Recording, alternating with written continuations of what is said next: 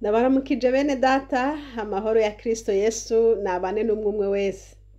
Muri kumwe na Françoise Habonayo, nsubiye gushimira Imana kubw'uyu mwanya duhaye kugira ngo dusubire kuganira ku ijambo ry'Imana. Reka dusenga Imana.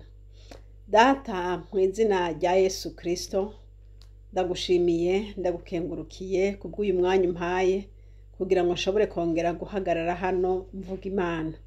Mwami ndakwinginze ngo umfashe unshoboze, abankurikirana bose bumva kugira neza kwawe, abankurikirana bose mu izina rya Yesu bashobore guhura nawe mu buryo bumwe canke mu bundi. Uhoraho Mana ndasavye unshigikire, ungirire neza kandi undongore. Mu izina ryawe ryera Yesu niho ndabisavye. Amen. Haleluya. Bene data, tumaze iminsi turiko turaganira ku vyerekeye umuhamagaro uko umeze, umuhamagaro ukuza ku muntu. Ariko rero nk'uko nabivuze, ntabwo noshobora kugenda mu bahamagawe bose ngo nshobore kumenya ingene naka na naka bahamagawe, ariko kandi mumwe wese ndibaza ko yashoboye gufashwa cane cane kuri bene data bari barambajije. Nibaza ko uko nabishuye byabagiriye ikimazi.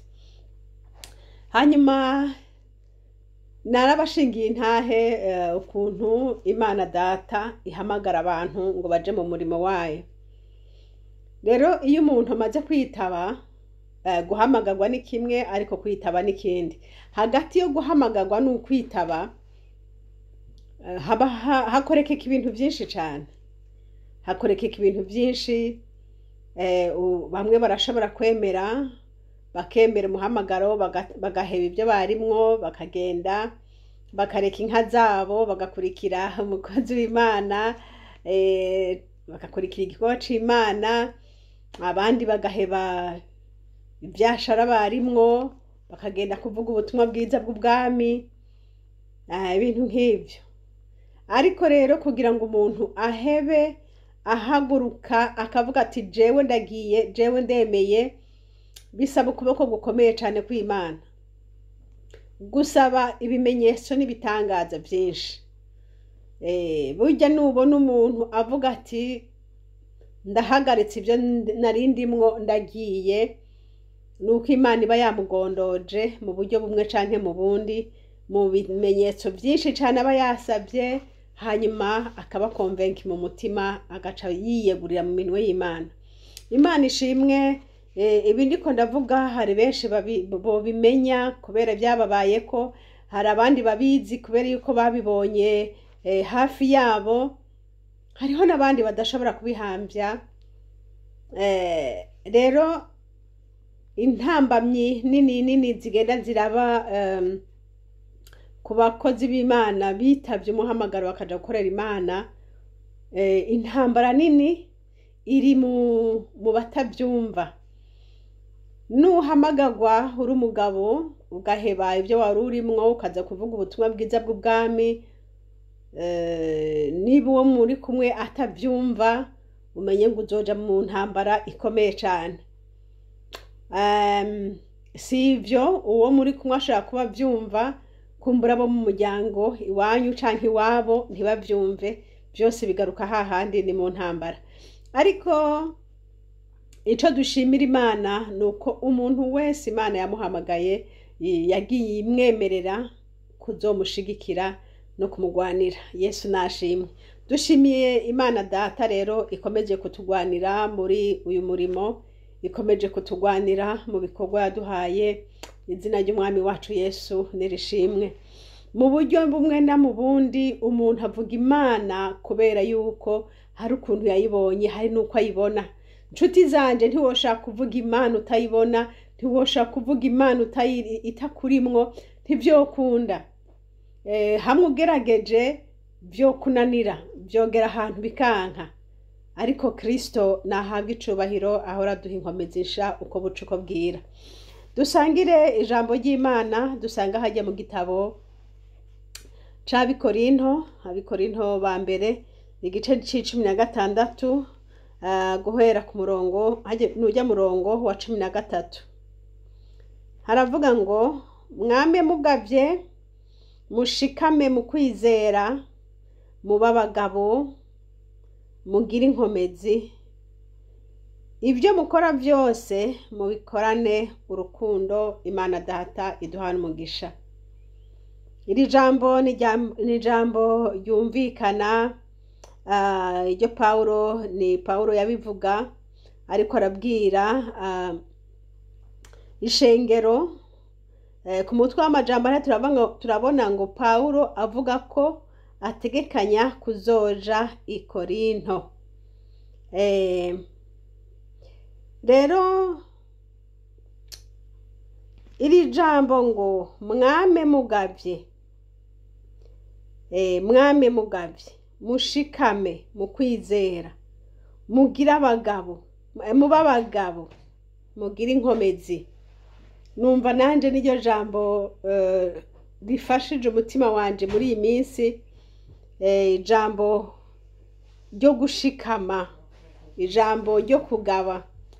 Bene data, ijambo ryo kugaba ni ijambo rinini cyane muri kino gihe hari ibintu byinshi cyane biza byiyoberanije, hari ibintu byinshi cyane udashobora gusobanukirwa uti mbega ibi harimwo Imana canke ibintu bisa nkaho umenga birimwo Imana kandi atari Imana birimwo.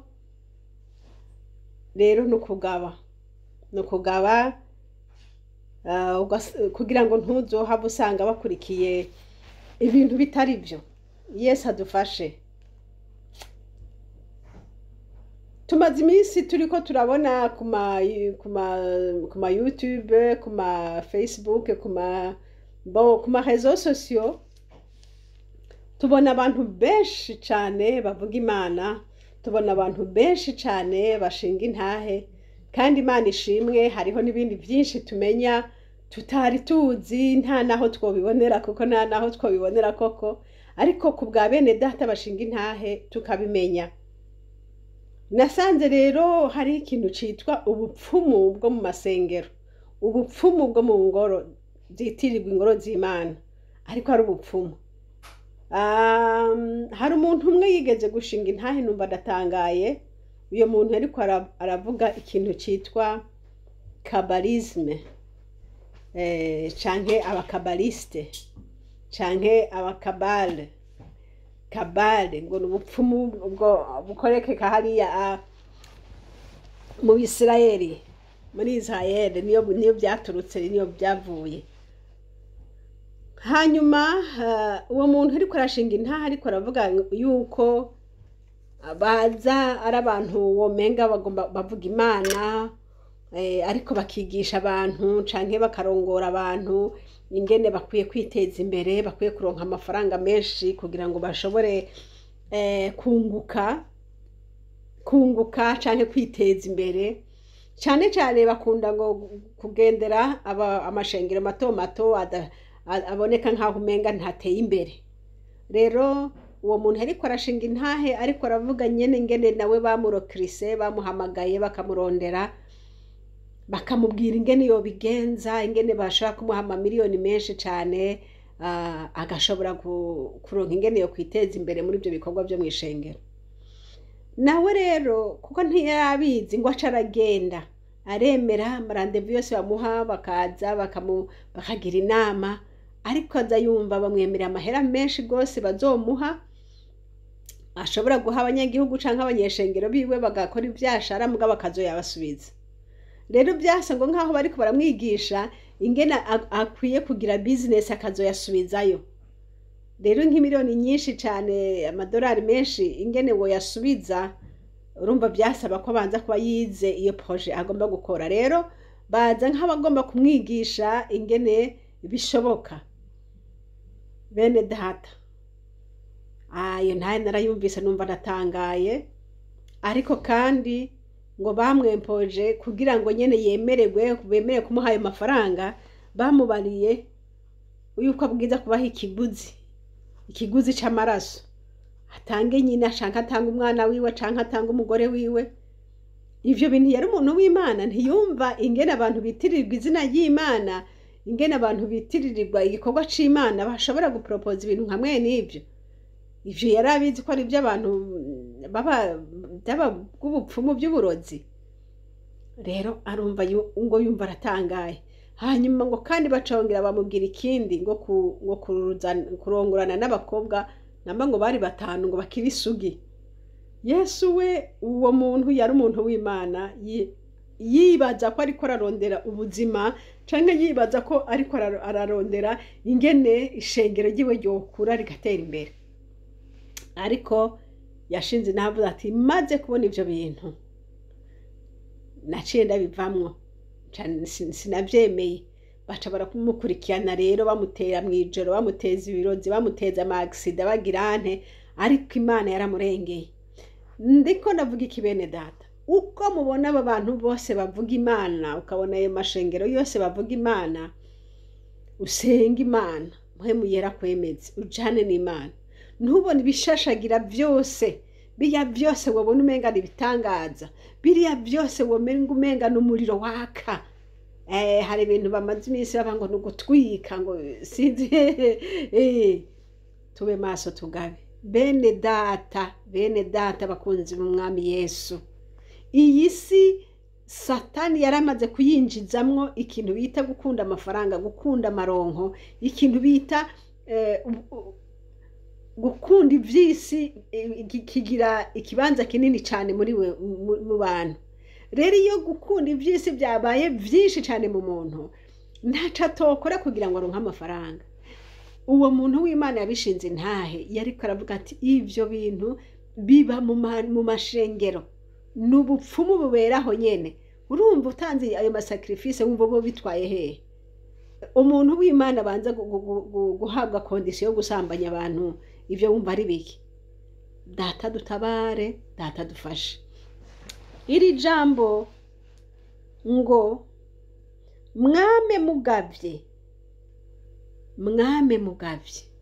nanje ndiko nabwira bene data muriko murankurikira, abankurikira umunsi, abazonkurikira ejo, gaba bamaso, senga, gaba genzura uburyo bwose Umwami Yesu Kristo yaguhaye. Raba ko uhagaze mu nzira nziza y'Imana, raba ko aho hantu uhagaze ari ahantu heza, uri kurakira ubutumwa bwiza buva ku Mana isumba byose.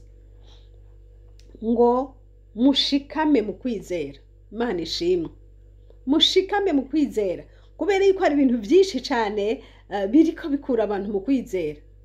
Abantu batacizera Imana, batacizera Imana, iyi Bibiliya bakayifata bakayicurika bakayicuranura, kandi bakavuga ko bahagaze mu Mana, kandi bakavuga ko bariko baragana mu nzira y'Isiyoni. Mushikame mu kwizera beneda, kintu cyose kizogukura kuri Kristo Yesu uzocigirwe kure, kubera yuko Umwami Imana Yesu araje gutora abamwizeye bose. Yesu Kristo araje gutora abamwizeye bose. Ndiko ndabwira abo bantu bari mu mashengero kandi batizeye Kristo Yesu, bariho kandi baruzuye, kuko Satani uko niko ariko arakora. Satani uko niko ariko arakura abantu mu kwizera. Bene data, kwizera n'ukwizera Kristo Yesu, n'ukwizera Kristo Yesu yapfuye akazuka, ukamushamwa ivyizigiro byawe, kuko niwe uhoraho, umuremyi w'ijuru n'isi.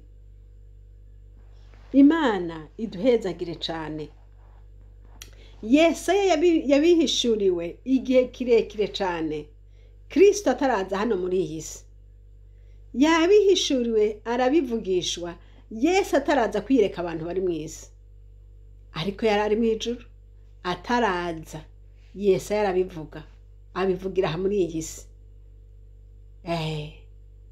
Rero ahandi Yesu yavuze ati ni jewe nzira, ni jewe kuri, ni jewe bugingo, mwene data udafise Kristo Yesu mu mutima wawe, ni gute wo kwizera ko ufise ubugingo? Nta bugingo ugira, kuko ubugingo buri muri Kristo Yesu. Rero iyo Yesu ataje ngo azane ubwo bugingo muri wewe, nta bugingo bufise. Hindukira warazimiye nshuti yanje, hindukirira Imana isumba byose irakugirira neza. Yesu abamuteye umugongo hari umunsi bazobibona, kandi sikera bagiye kubibona. Ngo mushikame mu kwizera, mushikame mu kwizera.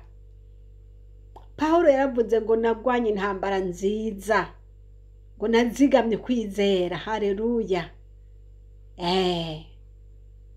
Gwana intambara nziza mwene data, ugumye kwizera wahawe muri Kristo Yesu. Gwana intambara nziza. Ibintu ukwizera uyu munsi cyabaye ikibazo gikomeye cyane mu bantu bitirirwa abantu b'Imana. Kujya mubona hari amadini menshi, niho harimwo n'ukwizera kwinshi. Nigeze kugenda ahantu hamwe hari kera, twari twagiye kuramutsa famiye yacu yari iri mu Rutana. Hama rero ico gihe turagenda, tugiyeyo mbona abantu bicaye ku musozi bicaye hagati yabo, umenga hariho intango, namba bariko baranywa inzoga sinomenya, ntamba hari amabuye sinzi, ariko nibuka iyo image ko nabonye bicaye abo bantu bicaye bazungurutse kuri aho hantu bari bicaye. Hama rero umuntu umwe atubwira ati bariya abantu muraca bariko barakora tuteka, ngo bariya bariko barasenga, ngo bariko baraterekera, ngo bariko barasenga Imana yabo. None ino hariho abantu bagisenga ibintu hamwe n'iri, ati bariho. Nuko rero beneta, ahantu ubutumwa butarashika abantu baracari mu mwijima. Nico gituma ijambo ry'Imana ridusaba ko kuvuga Imana neza, tukabwira bene data bakagarukira umwami Yesu, na mwami Yesu arabatabara. Iyo umuntu wangu uvuze kandi ngo iki, ngo mubabagabo. Mubabagabo. Kuba umugabo si uguhinduka kugira ubwanwa, kugira oya. Kuba umugabo mu kwizera, kuba umugabo ni ukuvuga ngo kuba umuntu ashize ubwana, kuba umuntu akomeye, kuba umuntu udatinya, kuba umuntu uvugira ukuri naho abandi bose baba bahoze, niho ubugabo bubonekera. Kuba umuntu ashingira intahe y'ico yizeye. Tuba abagabo, mwama dufashe.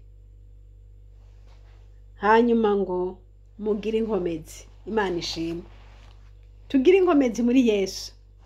Tugire inkomezi muri Yesu, kubera yuko muri Kristo niho dufise, niho honyene turonkera inkomezi, nta handi. Mu gusenga, mu kuririmba, mu kwisonzesha, mu gusoma ibyanditswe, niho turongera inkomezi. None rero mwene data udasoma ijambo ry'Imana, mwene data udasenga, mwene data udafata iminsi ngo ube imbere y'Imana wisonzeshe, uhebe kujya no kunywa, ureka amatelefone wigirwe hirya y'ibisamaza, ube imbere y'Imana, uzomenya amabanga y'Imana gute. Yesu adufashe, Yesu atugirire neza. Mwene data, niri jambo nako ndakubwira ngo muri iyi myaka hari ibintu byinshi, ntemupfe kugendagenda mu masengero nkuko mubibona. Birambabaza abantu bo muri iyi myaka n'abantu bagendagenda binyererezi, sinzi ngene numva no bivuga. Akumva hari abavuza induru, bavuza ugwamo, akiruka ngo niyo bishushe, ava hari akaja hari ngo niyo bishushe. Oya, reka kugendana niyo bishushe, kuko ikibishuhije ntacu nzi. Reka kugendana nabo ubona umenga barasimbagurika, ukamenga buzuye mpwemu yera. Ucuvuga uti bari badasimbagurika nta mpwemu yera bafise. Yesu adufashe. Ndi imbere y'Imana isumba byose. Niko ndababwira bene data, mushikame, mugumye kwizera. Mugumye kwizera, muba abagabo, kandi mugira inkomezi. Musenge, mube imbere y'Imana, musome ijambo ry'Imana, murabe mutagira ubazimiza. Abazimiza abantu ni benshi, kandi Yesu nawe ari mu ruhande rw'abamwizeye bose. Nuko rero dukomere, tubandanirize mu nzira Kristo Yesu yadushizemwo. Uhoraho Imana bahumugisha. Mwari kumwe na Françoise Habonayo. iyi shene turiko tuvugirako ni shene Habonayo, kandi nimero za telefone ni za zindi, ni +46 768 0065 46. Imana data iduha umugisha, amen. Mwami Yesu ndagushimiye, haleluya, ndagushimiye kubwira ijambo Mana. Uhezagire mwene data ryumvise, umugarure umugarure Mwami Imana, umuzane kuri wewe. Abazimiye bazimurure mu izina rya Yesu. Ukuboko kwawe kurekure gushayura abariko barashaya. Urakoze kuko uri umwami bukaze gutyo, mu izina ryawe ryera Yesu, amen.